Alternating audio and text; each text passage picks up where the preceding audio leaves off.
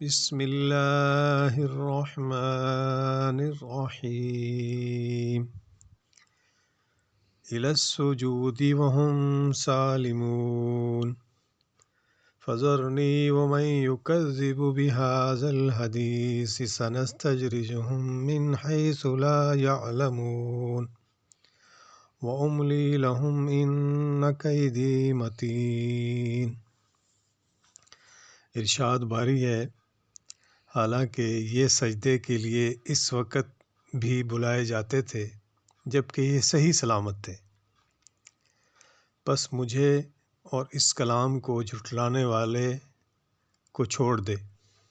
نبی پاک کو حکم ہو رہا ہے، ہم انہیں اس طرح آہستہ آہستہ کھینچیں گے کہ انہیں معلوم بھی نہ ہوگا، اور میں انہیں ڈھیل دوں گا، بے شک میری تدبیر بڑی مضبوط ہے۔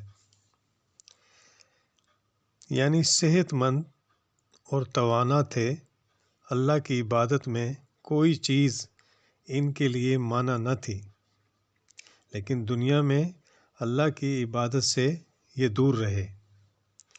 یعنی میں ہی ان سے نمٹ لوں گا تو ان کی فکر نہ کر، نبی پاک کو حکم ہے۔ اور وہ جو سجدہ نہیں کرتے تھے، نماز نہیں پڑھتے تھے، ان کے لیے یہ ہے کہ وہ ٹھیک ٹھاک تھے، آج سجدہ کرنے کی کہہ رہے ہیں یہ، تو اس وقت جب بلائے جاتے تھے جب یہ سجدہ نہیں کرتے تھے،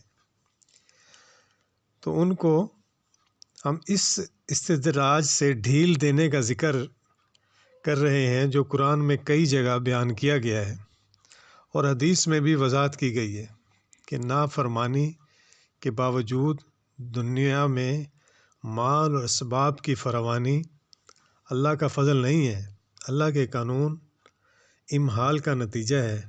پھر جب وہ گرفت کرنے پر آتا ہے تو کوئی بچانے والا نہیں ہوتا۔ محترم بھائیو، آج جو ہم سجدہ کر رہے ہیں، ہمیں ٹائم ہے، ہمیں فرصت ہے، ہمیں صحت ہے، بڑے سے بڑا کام ہم کر گزرتے ہیں، اور یہ 15 منٹ بھی نہیں لگتی، 20 منٹ بھی نہیں لگتی، ایک چائے کے کپ کے اوپر، ایک ٹیلی فون سننے کے اوپر، ایک ذرا سی گفتگو کے اوپر نماز کو چھوڑ دیتے ہیں۔ تو یاد دہانی کرائی جا رہی ہے کہ قیامت کے دن یہ سجدے کرنے کو کہیں گے۔ اب ایک حدیث آتی ہے کہ ایک صحابی قبرستان سے گزر رہے ہیں اور وہ جاتے جاتے 2 رکعت نفل پڑھ رہے ہیں قبرستان میں۔ ساتھیوں نے پوچھا کہ بھی یہ آپ نے یہاں نماز کیوں پڑھی ہے؟ تو صحابی فرماتے ہیں کہ یہ قبر والے یہ چاہ رہے ہیں، پورا قبرستان یہ چاہ رہا ہے کہ ہم 2 رکعتیں، ہمیں موقع مل جائے تو ہم 2 رکعتیں پڑھ لیں۔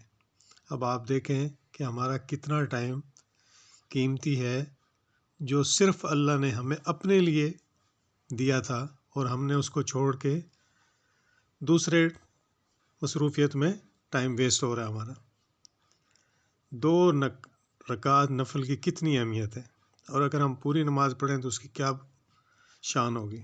اللہ تعالی ہمیں عمل کی توفیق دے۔